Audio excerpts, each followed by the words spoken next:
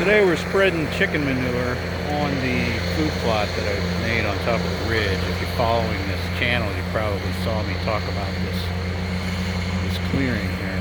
We did a logging job on here to get rid of the junk timber and open things up quite a bit, and to regenerate the stand and to get new growth on the forest floor.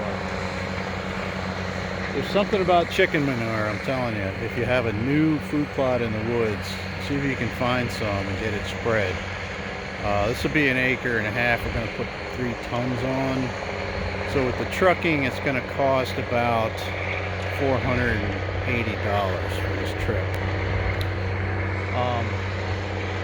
It sure beats buying fertilizer. The analysis is not really impressive on this material, but it's the availability that counts, and there's a lot of available nutrients. By the time you take a bunch of grain and run it through a chicken, and then what they do is they get the chicken manure with the bedding. You can also get some lime mixed in, but in this case I just didn't need it. I already have a 6.8 pH up here. So as you can see, 3 tons sounds like a lot, but it's a pretty thin skiff of manure.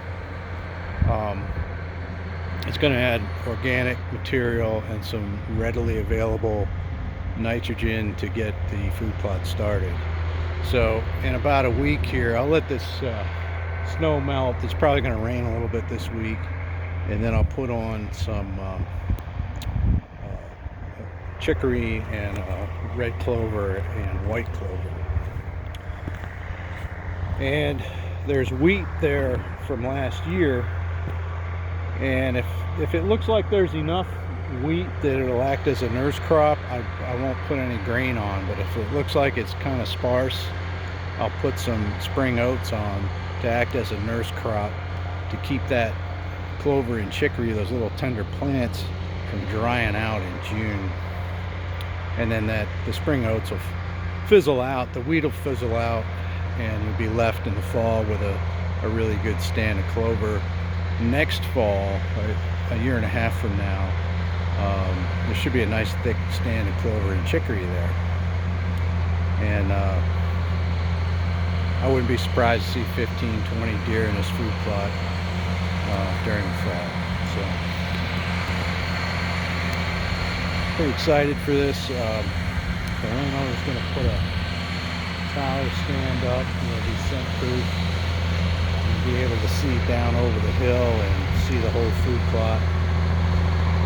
The water hole right there. I'll probably put a scrape there as well, and so that's going to be a really good archery spot. Any deer that comes through here during the rut is going to go straight to that water hole and scrape. And that got proved out this year when I put a camera over by the water hole to see.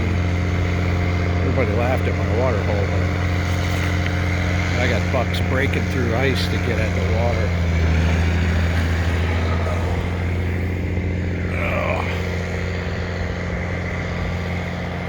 Chicken bedding. All right. So no fertilizer needed.